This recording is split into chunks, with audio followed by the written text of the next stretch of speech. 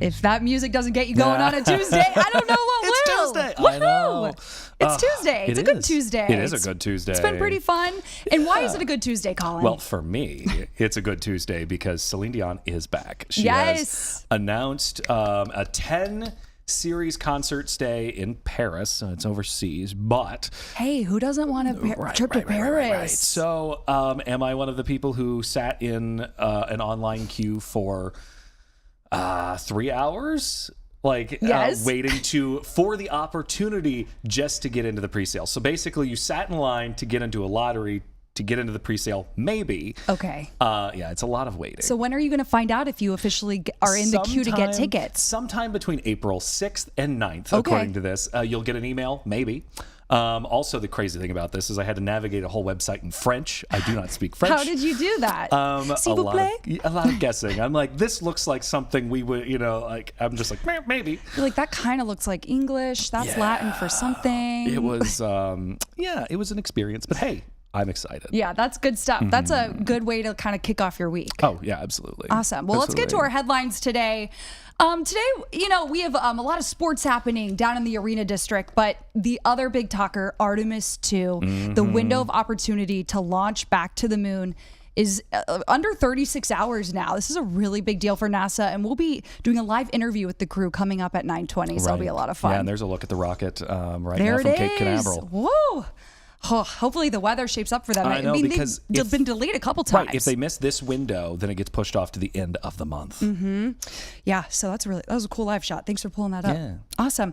Well, then other big news, development, Boomtown happening in Central Ohio. $50 million is being invested into Central Ohio, and the company Vertiv, they are expanding their footprint here, and they develop cooling agents for data centers. So we obviously have a lot of data centers here. And then later on, as we continue to talk about more businesses coming in, a lot of people are competing for the same workers to work there, and you want to make your place as good of an a place of employment as possible. And I sat down with a best-selling author talking about how to reinvent your management style to bring in some new talent. Yeah, and this is an exclusive interview, right? Yes. Absolutely. So that's coming up at 9:30. Okay, let's get into the big topic as well today. This is all happening later tonight, but Columbus City Schools, they're having a discussion tonight where the board they could vote on it, they could not, but they're discussing the AI policy for their students.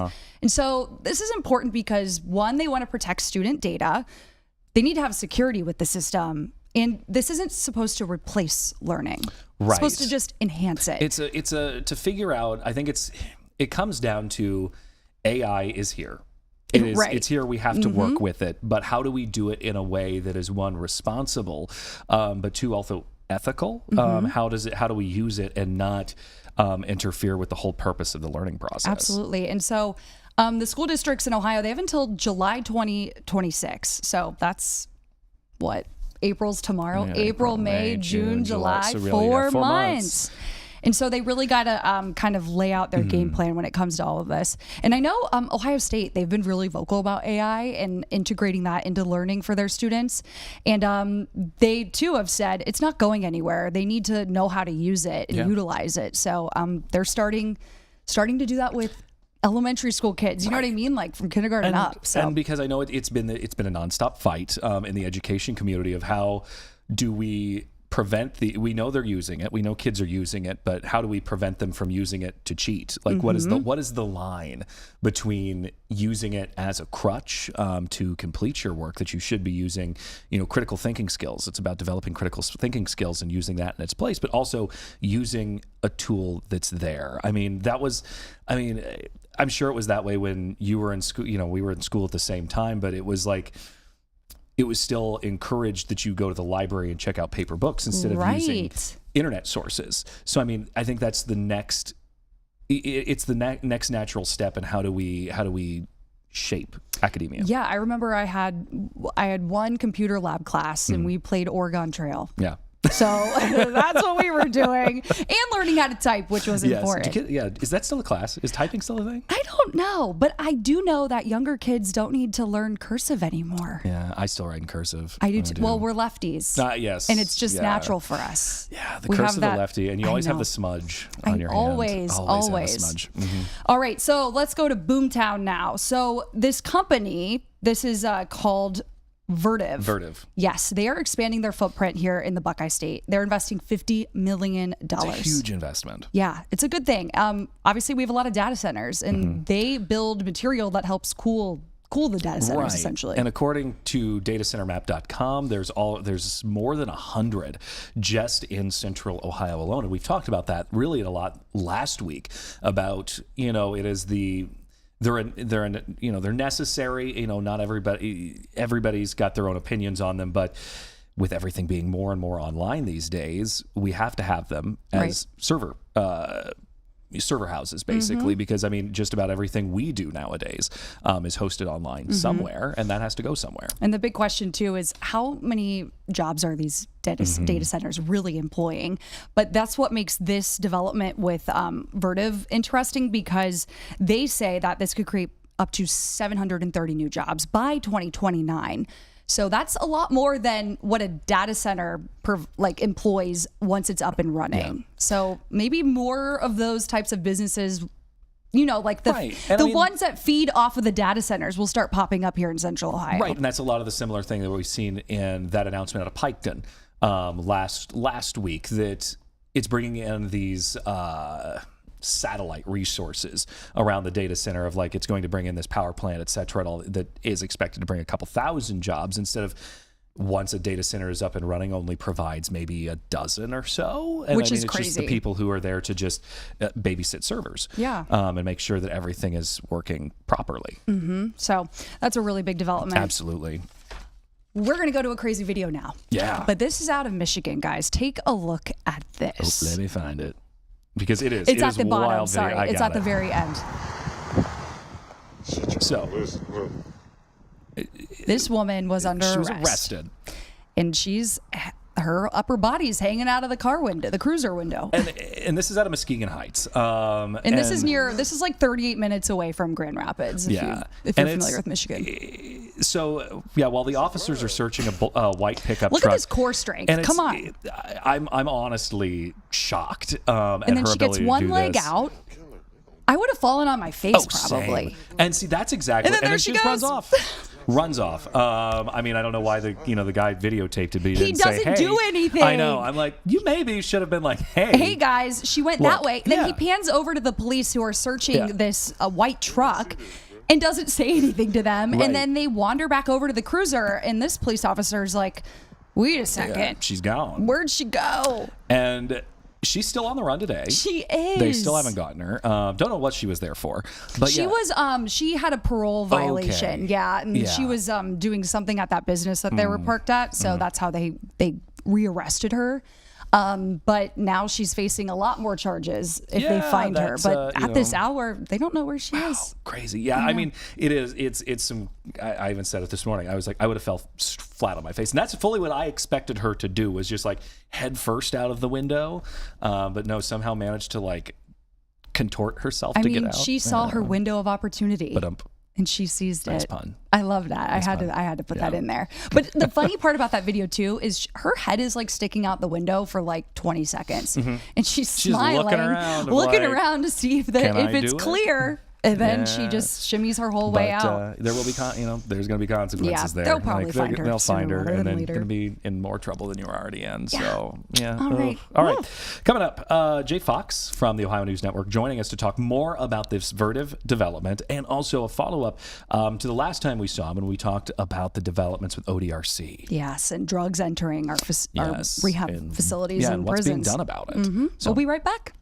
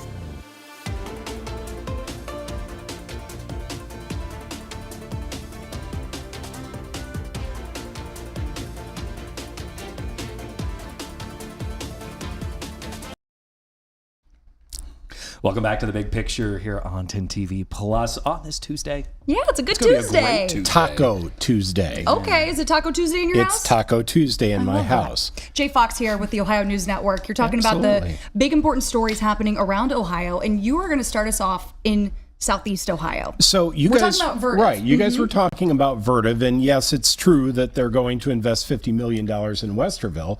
But yesterday, Governor Mike DeWine announced that they're making a major investment in Southeast Ohio. Now, Lawrence County is a county that abuts West Virginia. I've been there. You've been there. I know you have. been there. You actually know a cow by the name of Marigold I personally. do. So in Ironton, that's the town. It's got a population of 10,000 people.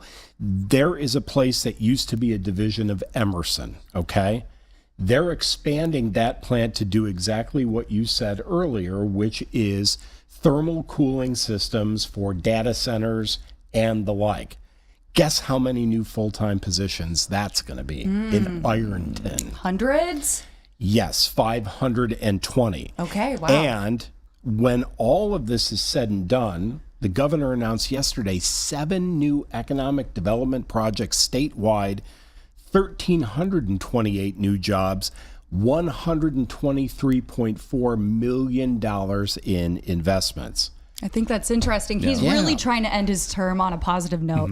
We obviously To leave know a legacy behind. right. We obviously know he cares a lot about education, Sure. and reading literacy for children, but he really has over the last 7 years brought a lot of industry to Ohio. Well, and he's also trying to bring back our small towns like Ironton. So there's redevelopment of Main Street. And then there's Jobs Ohio grants, and $3 million from Jobs Ohio is going into this project in Lawrence County. Plus, they're getting a 10-year job creation tax credit approved by the Ohio Tax Credit Authority.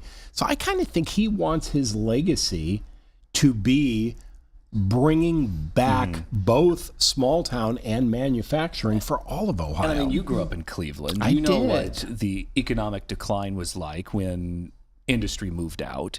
And I actually saw the river on fire. Oh no! Did you really? did. Oh no! that when those things move out, I mean, Youngstown's gone through the same thing, Steubenville. When those jobs leave, the town starts to fall apart. Yes, we call it the Flint, Michigan effect. And so being able to bring jobs back into town, especially like Ironton, that up until now hasn't had a lot. Yeah. I mean, And we why saw- do you think it was called Ironton? Because they manufactured iron ore back in the day. And I mean, Marion had the big Maytag investment to expand that. And that was a huge investment for them. Sure, even Westinghouse was big in Mansfield. All of these towns have crumbled. Now they're coming back. And there's another project, 290 jobs created in Frazeysburg in Muskingum County. They're going to produce cables and specialty oils. The company is called, and I don't know whether it's APAR or APAR. I'm going to guess APAR USA. And the 7 projects that the governor announced yesterday are expected to result in, wait for it, $83.5 million in new annual payroll for the state.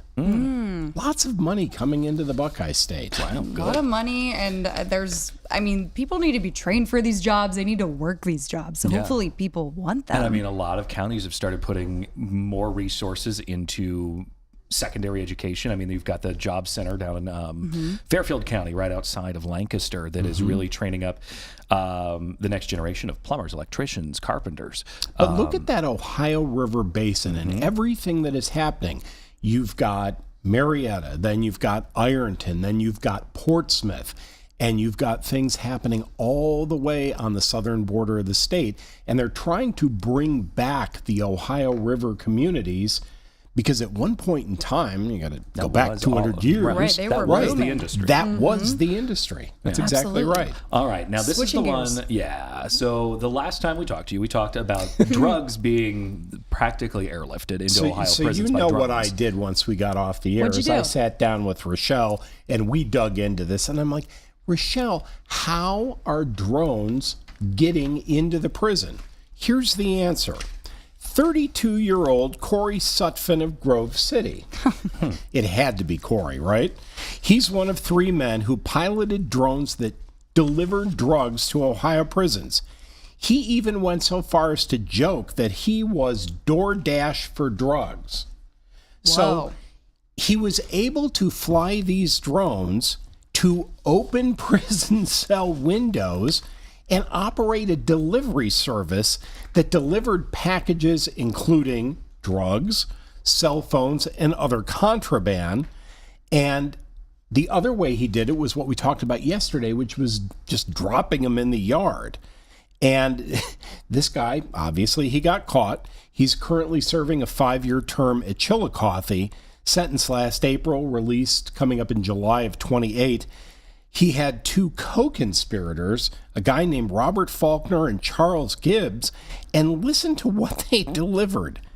They delivered things in empty chip bags, and this is gross, but I'm going to say it anyway, dead birds. Oh. And these were designed to be methods of delivery that the prison guards wouldn't notice. Because, okay, there's a chip bag. I can see that. The dead bird one's pretty crazy. It's gross. Disgusting, but smart. But I know that was the question that we had was, how was all of this getting in here? Yeah, and there's a show called The Mayor of Kingstown on Paramount, and it's all about what happened in the prison in terms of the drug industry and the gangs not only affected the prison community, but affected the actual town of Kingstown. And while it's fictitious, there's a lot of that reality going on in these Ohio prisons. And the other thing you talked about yesterday were the stamps. That was another method where I'm like, what? So you soak a piece of paper. Imagine taking Do not teach the kids how to an do this. 8.5. Oh, I'm going to do it. No! So I'm not. So you take this piece of paper and you soak it in cannabinoids and you put it in an envelope and you send it to Joe Flabeats, who is the inmate. Yeah. And Joe takes it and he spends his day folding it into little tiny postage-sized stamps. And then he trades that for, ramen or whatever he wants. Oh my gosh. From the other prisoners. If there's a will, there's a way. It's nuts. Yeah. And now, because of Rochelle's investigation and other newspapers like the Cincinnati Enquirer and the Columbus Dispatch, these circumstances are now front and center in the spotlight, and prison reform is topic 1 today. So when Annette Chambers-Smith comes back from vacation and starts her new job with the governor, I would imagine that this would be part of that criminal justice reform special project that she's been tasked with.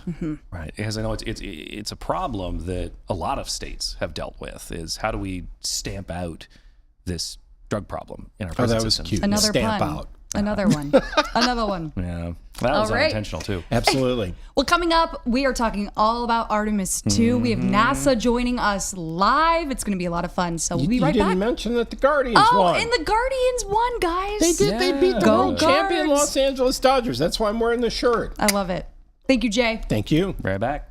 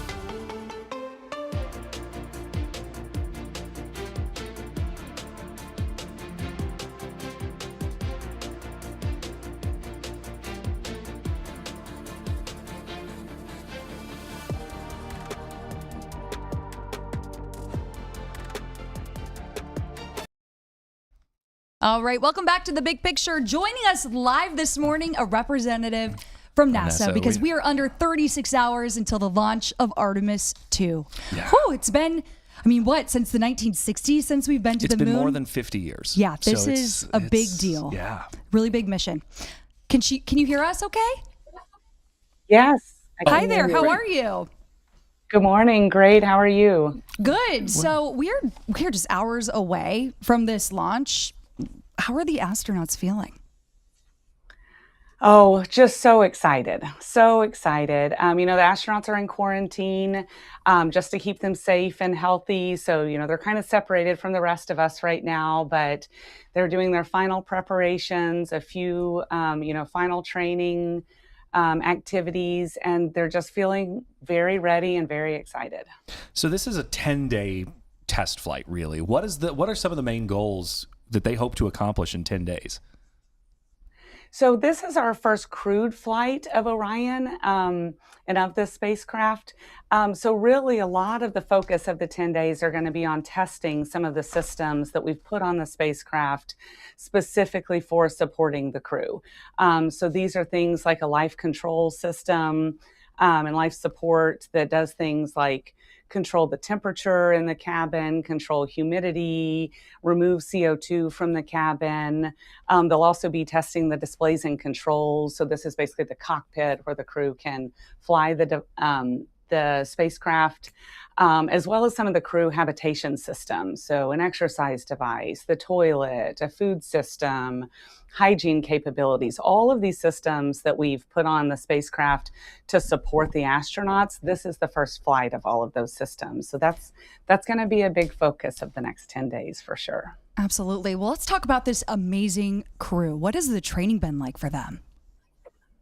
So they have spent the last few years together working really hard to get ready for this mission. So we really put them through everything that they potentially could see in this mission as part of their training program. So not only the mission exactly as we've planned it, but also we spend a lot of time training them for what to do if something could go a little unexpectedly. So some of the kind of contingency situations that could happen, particularly with this being a test flight, we want to be sure that they're ready for everything that could happen in space.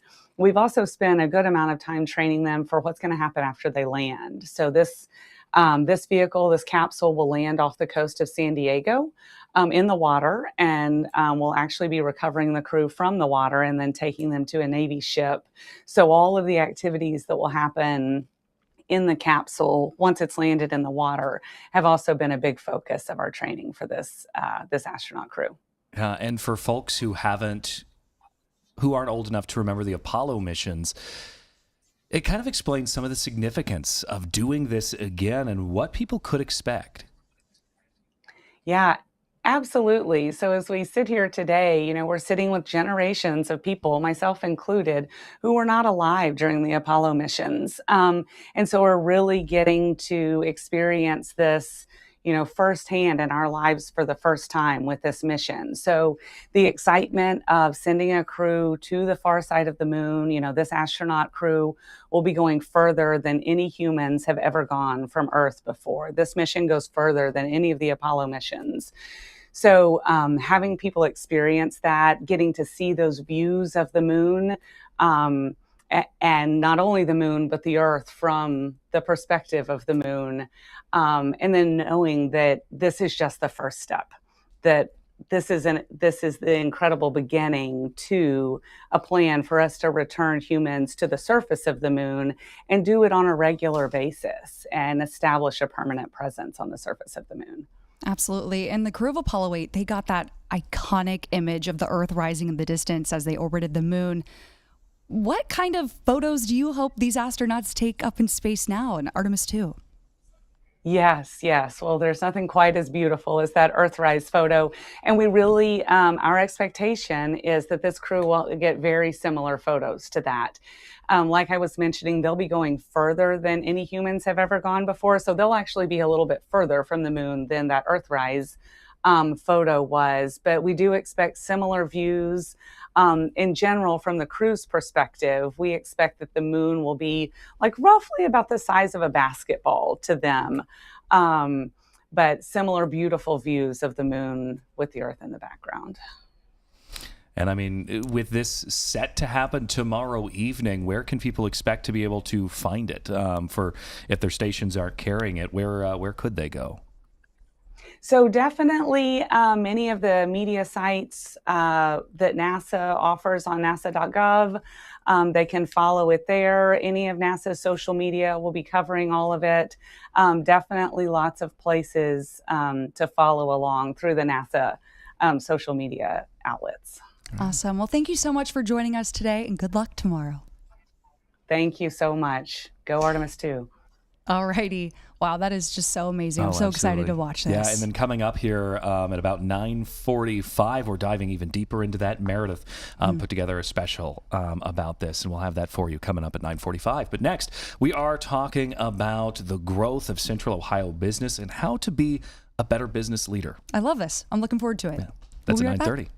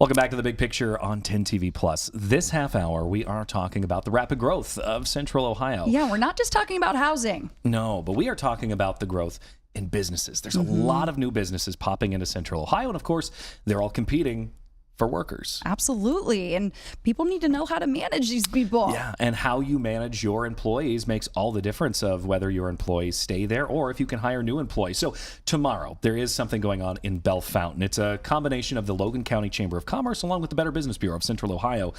They're hosting the best-selling author of The Speed of Trust and Trust and Inspire. His name is Stephen M.R. Covey, and he's talking about the changes business owners can make to compete in the business landscape. I had the opportunity to sit down with him yesterday and talk about what can be done.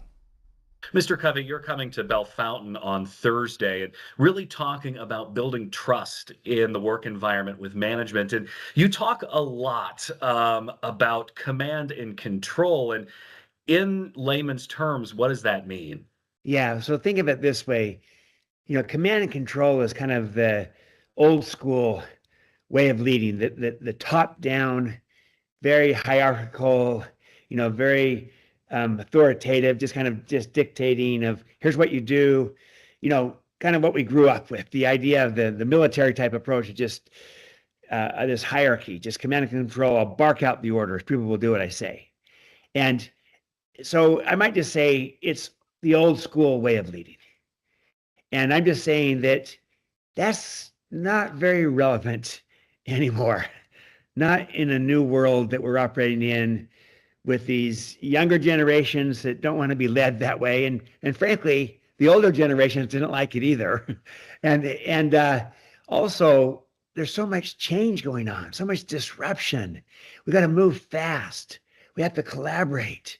And command and control doesn't really enable collaboration or really good innovation. If you just tell people what to do versus giving them a goal and a target and some resources and let them be creative. And so I make the point, command and control is no longer relevant in our new world today. And so we need a new way to lead in a new world of work. And rather than command and control, I call that new way trust and inspire. As Central Ohio grows, we're getting a lot of new businesses, and those are typically small business owners. And for the small business owner out there who is looking to grow their staff, bring in more people, what are some immediate changes they can make to make their workplace better for their employees?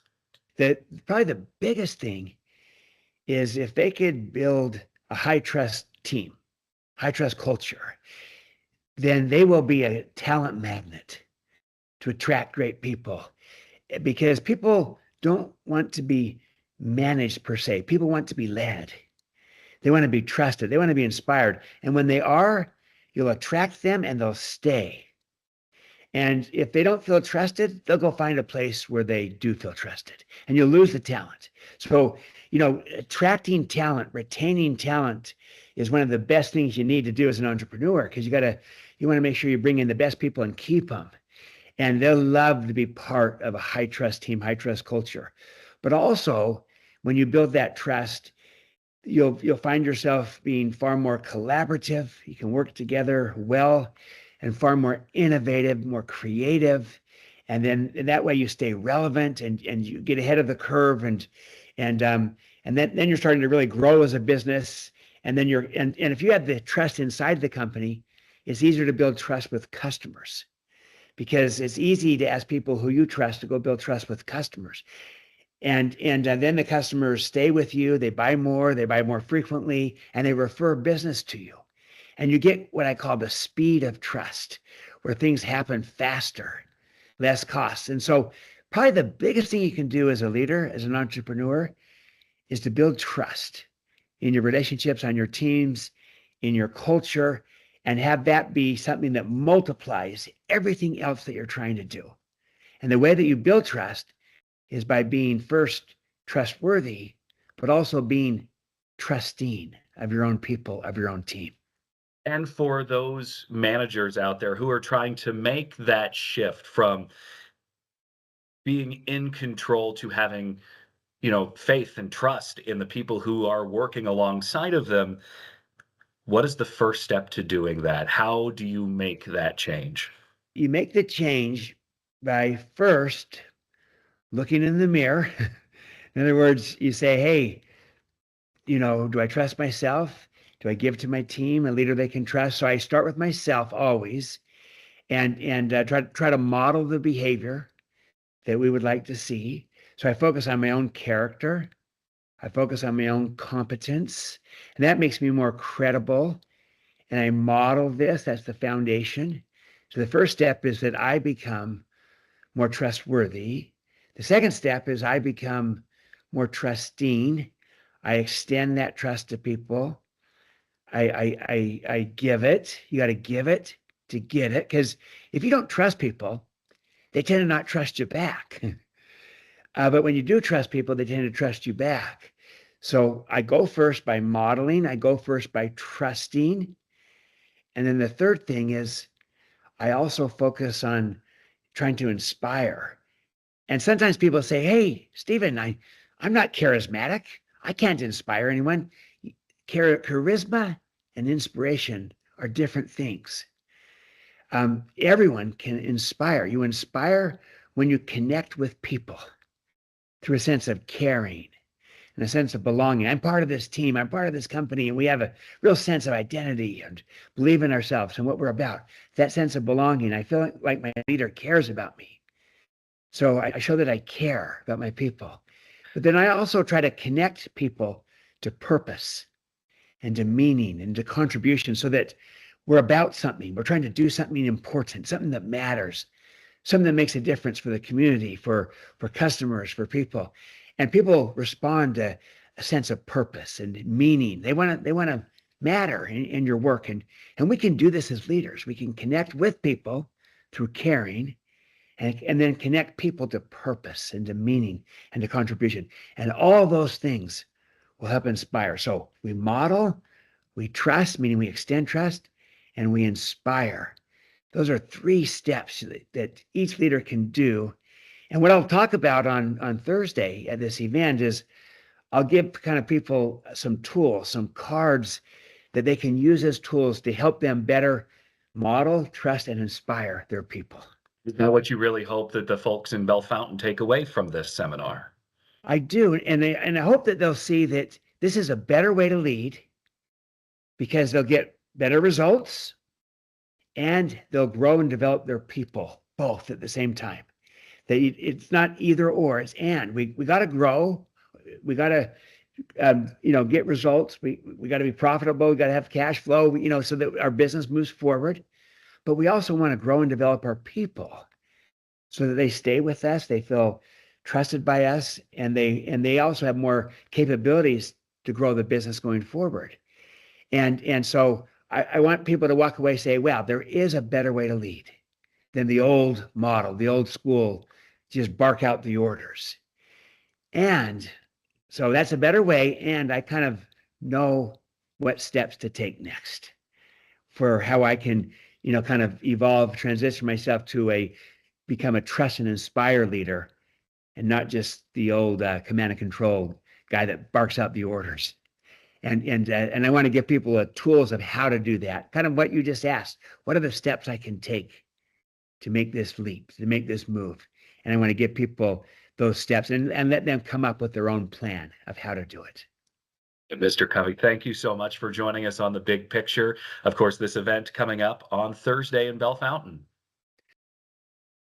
Yeah. All right, that was great. Right. So, it's obviously a big talker right now of the workplace is a different place, especially than you and I have recognized it. It's different than what it was pre-COVID. There's been a lot of changes to what's going on. So that is an event tomorrow afternoon from 3 to 4:30 at the Collin Theater in Bellefontaine. And Bellefontaine's the cutest town ever. It does have a cute downtown. If you've never been there. If that is a seminar or presentation that you're interested in, give the Logan County Chamber of Commerce a call. They can give you more information on that. Awesome. Well, we're talking more space coming up after this short break. Meredith Garfalo, she spoke with OSU about the Vista Science Park that's being developed in Columbus and Star Lab and how Columbus, will have a footprint basically on the moon eventually. Yeah, so crazy. Yeah. We'll be right back.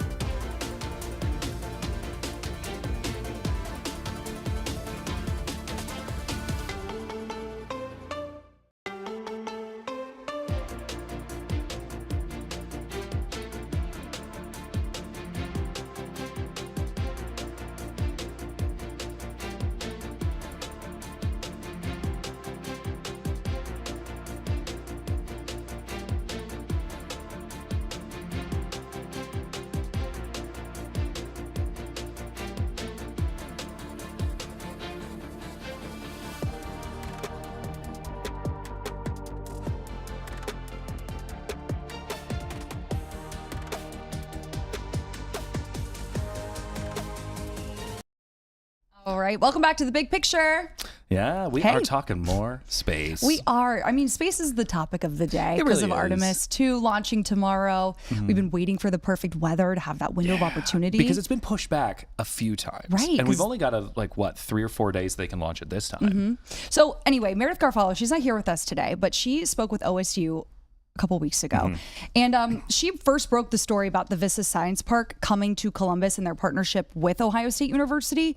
And just discussing how, NASA is putting a footprint here in Columbus, kind of building this economy around science and space. And that's going to create the Star Lab. Yes. Yes. Which is, So there's like a lot of things happening within the Vista Park. Yeah, and the Star Lab is kind of the successor to the International Space Station. It's been Exactly. up there for, 25 years almost. Right. So it's at the end of its life. It will be decommissioned by the end of the decade. And this one going up will be tied to the Ohio State University. Right, made here in Central Ohio. So she sat down with John Horick, who is the Neil Armstrong Chair in Aerospace Policy at Ohio State University, about just being at the forefront of all of it. So take a listen. People may not realize that as the space station becomes decommissioned at the end of this decade, the one that's going up is going to have ties right here to Ohio State University. Yeah. First, thanks for having me. And second, it's an exciting time in space for not only for the United States and for the world, but also right here in Central Ohio. We're playing a major role in the future of the space economy and what will happen after the space station is retired. Although Star Lab is being developed, so that's actually the name of the next space station that's going up. There's a lot of work going on behind the scenes and also research that's happening currently at Ohio State University when it comes to building the Vista Science Park. Yeah, space is, when you get to space, it's super exciting, but there's a huge amount of work that goes on the ground, in many cases for years before you ever get a single flight. And what we're doing right now is all of that groundwork and that preparation, some of it literal groundwork and ground preparation, to get ready for the era beyond the life of the International Space Station, when we're doing research and exploration in space aboard privately owned and commercially operated space stations. So why Ohio State? Why did Voyager Technologies and all these companies say, we want to get Ohio State involved? Well, of course, I think it's because academically we're the same level of powerhouse as we are in college football and in women's hockey and in these other areas. We have excellence at scale. We are an amazing research powerhouse. We're an extraordinarily large public land-grant university, and we deserve to be there. We helped Voyager write the proposal to NASA to get this started. And that proposal was selected because of the excellence, not only of Ohio State, but all of the partners in that proposal. Space is really exciting to you and I, but let's be real. Some people are like, okay, space station, why is this important? There's so many things happening here on Earth, but I think what a lot of people don't realize is that a lot of the work we're doing in space that we have been doing on the space station has been potentially life-saving information and benefiting us here on Earth. Yeah, space is really an important part of modern life. And if you were to take away space for a day, you wouldn't recognize the world that we live in. So, for example, if you find your way to the store using GPS, right? Not only are you using a satellite network, you're also a commercial consumer of general relativity because you need to make Einstein-like corrections into the signal so that you can find your way. When I use a credit card, the timing signal for when that transaction occurs and also to prevent fraud comes from satellites. Interesting. Maybe people are listening or watching this media activity over a satellite network. It's just a huge part of the world we live in. And I tell the story like, well, why do we spend all this time on research and on space? And it's because it fortifies the future. Several hundred years ago, there was a man named Johannes Kepler, right? And he was staring up into the sky and he was figuring out these laws and planets, the planets execute in ellipses and that the period squared is proportional to the cube of the semi-major axis. And I can imagine what I'll call regular folks going, what are you doing? We're trying not to get the plague. Sure. And yet at the same time, it's this path of discovery upon which he embarked that governs how every satellite flies. And so we use it today just as a raw material, even though, several hundred years ago, it was exotic research. Right. And that's so exciting. I mean, we hear they're trying to cure cancer. They're trying to find ways to extinguish fires in space. I mean, it's mind-blowing, the research that's going on there. But what's also going on is by bringing the Vista Science Park to Ohio State University, we are looking at boosting the economy. We are looking at getting more students excited to want to come here to Columbus and want to stay in Columbus. Yeah, exactly right. And so if you're going to build a research platform in space, the entire ecosystem on the ground also needs to be immersed in research. You can't just sort of layer it on later and expect the same kinds of outcomes. So in working that very first proposal to NASA with Voyager and with the team, we said, look, this is going to be a space station where research plays a huge part in the business model, and therefore we need to instantiate it in a research context, almost like, tofu tastes like what you cook it with. Yeah. And so we're going to cook this space station in a research environment. And to do that, you immerse it in the context of Ohio State and the ability of universities to bind together. Very few universities act by themselves. We're in partnership with Northwestern and that place up north even, and Tennessee and North Carolina State, right? And North Carolina A&T. And we build collaborations in the university ecosystem to fortify social and economic and educational and quality of life outcomes. And so we're going to do that for Starlab with the Vista Science Park on the ground, and not only for Starlab, but for all of the research platforms in low Earth orbit that will come. This is sort of going to be the back office. It's going to be where, if the show is going on in space, this is where you're going to sew the costumes, where you're going to build the sets, where you're going to do your rehearsals, so that when you get to space, you're ready to go and you're ready to do that work. So kind of like a mission control will be right here. That's a possibility. Mm-hmm. Voyager needs to decide, and there's some decisions to be made about where mission control is going to go, where payload operations are going to go, where astronaut training is going to go. But regardless of those specific decisions, the work that's going to go on here in Ohio at the Vista Science Park and at associated science parks around the world will be that fortification for the research to be done. I know we're wrapping things up shortly, but what are some of the cool things your students are doing behind the scenes already, even though the space station has not been launched? Yeah, so we're getting ready to fly, right? And we have done the very first ever laser welding. You think that how exotic is that? It turns out welding is pretty important if you're an astronaut. The first ever laser welds in 0G and vacuum. Wow. Because if you're going to live and work in space, you're going to need to repair things, you're going to need to build things. And so perhaps laser welding is a great way for us to repair and construct new things. I have other students that are working at the intersection of agriculture and spaceflight. Spaceflight turns out to be a really interesting gymnasium for plants to stress them and figure out how they grow. Cassidy Brozovic is a graduate student. And I met Cassidy. Yeah, she's fantastic. She's working on designer substrates for plant growth. And this is directly applicable also to indoor agriculture here on the ground, where, if you're a carrot or if you're spinach or if you're a cayenne pepper, your roots want different structures because the plants are all different. Right. Just trying to figure out how that works, what plants like, how I can 3D print those in space, maybe put the fertilizer in there as well. And then when the plant's grown, you chop it all up and throw it back in the 3D printer to create a more sustainable cycle. That's just two examples of amazing stuff going on. I can't wait to hear more of them that are coming out. But just so you know, there's a lot of amazing things going on at Ohio State. I mean, yes, we've got the sports, but we also have the STEM and we also have the space. Yeah, exactly right. I say astronomy and astrophysics, space science, nursing, equal to the stature of our football team, of our women's hockey team. And so we are academically excellent, and we are also athletically excellent, of course. All right, go Bucks on that note. Yeah, so all of this being said, with the Artemis II launch expected tomorrow evening at 6:30. Yeah, we have a very special guest coming up in the next 2 minutes. He's celebrating 45 years here at 10 TV, so don't go anywhere. We'll be right back.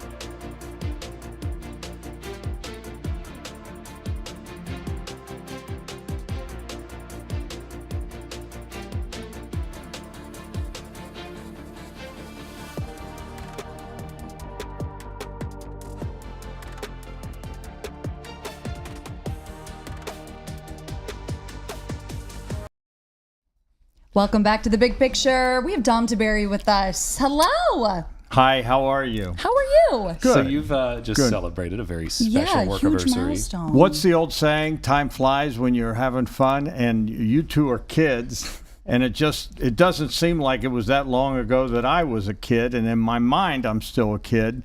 But 45 years. Three big things I always say happened on that date. March 30th, 1981. I had just turned 22. I came into Channel 10 as an intern. I had just come back from spring break, Daytona Beach, Florida. Had a nice suntan, and I walk in here in a three-piece suit, and I see all these people I grew up watching, Lou Forrest, Dave Kaler, Joe Holbrook, Roy Briscoe, all these legends. And two major news events happened that day. Can you guys tell me? Neither one of you were born. 81, I don't know. October of 81. No, March of 81. 30th, 1981. The first thing, I'm sitting minding my own business, just like scared, like a kid in church. And all of a sudden, you hear the Starship, that's what they called the assignment desk, the Starship, and the ticker tape machines started going off. There were no computers, typewriters, ticker tape machines started going off. And all of a sudden, you hear over the loudspeaker, this is CBS News in New York. We're breaking into live coverage. There's been an attempt on President Reagan's life. That was the first day that was the day he got shot. That night, they almost didn't play the game, but Bob Knight and the Indiana Hoosiers beat Dean Smith in North Carolina, Isaiah Thomas, to win the NCAA National Championship. And that was my first day in the news business. Wow. Unforgettable. Pretty good. And I'm pretty surprised that you haven't been injured in your time here. Doing all the stupid stuff that I've done. We have a video to show. Yeah, I was a modern day Super Dave. Do you remember who Super Dave was? Yeah.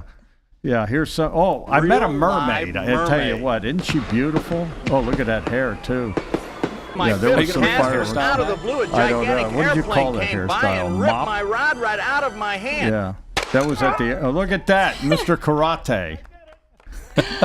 I love it. Yeah. And, this one I actually hurt myself. Oh. And I actually ended up, and then I wrestled Kyle Snyder, the Olympic gold medalist and national champion. And then Meadowlark Lemon, this was like in 1980, that was about 83 right there. Look at that hair. Look at you. Yeah, it's Diamond Dog Night. That was me and Yo going down, and I didn't break the cable. And look at her, she's streaming it as we go down. Yeah. Wow. Oh. Yeah, basically, they came up with an idea. I would do these things called Dare Dom. We did that for. It's basically Dom gets the hell beat out of him. Yeah. I fought a guy in the boxing ring. I wrestled a guy.